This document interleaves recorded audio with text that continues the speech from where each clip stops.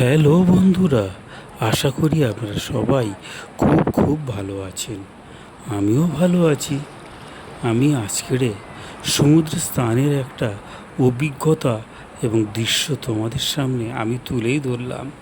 প্রকৃতির সাথে নিবিড় হওয়ার এক অসাধারণ অনুভূতি। যখন আপনি সমুদ্রের ঠান্ডা নোনা জলে শরীর ডোবাবেন, তখন ঢেউর মৃদু শব্দ, বালুকাময় সমুদ্র সৈকতের স্নিগ্ধতা আপনার মনকে প্রশান্ত করে তোলে। ত্বকের জন্য খনিজ সমুদ্র জল এক প্রকার প্রকৃতির প্রসাধনীর মতে কাজ করে, যা শরীর মন সতেজ করে। সমুদ্রের বিশাল অসীম নীল জলরাশি দেখতে দেখতে স্নান করা এক অসাধারণ অভিজ্ঞতা।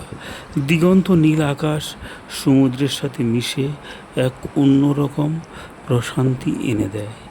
ঢেউয়ের মৃদু বা শক্তিশালী ধাক্কা শরীরে এক ভিন্ন অনুভূতি তৈরি করে।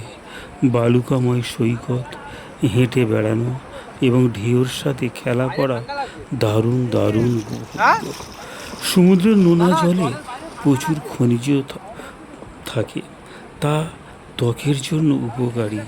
এই জলে স্নান করলে শরীর ও মন উভয় সতেজ হয়ে ওঠে।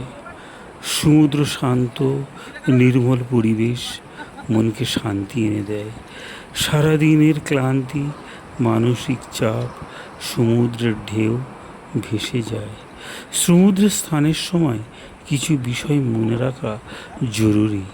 লাইফ জ্যাকেট পরা বা সমুদ্রের নিরাপদ অংশে স্নান করা এবং ঝড় ও অতিরিক্ত জোয়ারের সময় সমুদ্রে না নামাই উচিত। অনেকে বলে যে তাদের সমুদ্র ভালো লাগে না, অনেকে বলে পাহাড় ভালো লাগে না, আবার কেউ বলে পাহাড় ভালো লাগে, সমুদ্র ভালো লাগে না। আমি বলি আমার কিন্তু দুটোই খুব খুব ভালো লাগে।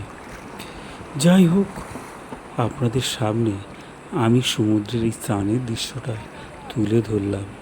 আপনাদের হয়তো খুব ভালো লাগবে। দেখুন, এই ভিডিওটা আপনারা দেখুন এবং আমার সাথে থাকুন। লাইক কমেন্ট অবশ্যই অবশ্যই করুন। আর দেখতেই পাচ্ছেন সমুদ্রের দৃশ্যটা। আর আমি সমুদ্রে নেমেছি একেবারে বিকেলবেলা, তখন 4:30 বাজে। সেই সময় আমি নেমে স্নান করছি। তারই দৃশ্য দেখুন, একা একা আনন্দ করছি। আরও আছে কিছু, তাদের সাথে নিয়েই করছি। তারা দূরে গেছে, আমি জলের বেশি দূরেও যাইনি। যাই হোক, দীঘাতে বেশি ঢেউ পাওয়া যায় না। সবাই ভালো থাকবেন, সুস্থ থাকবেন।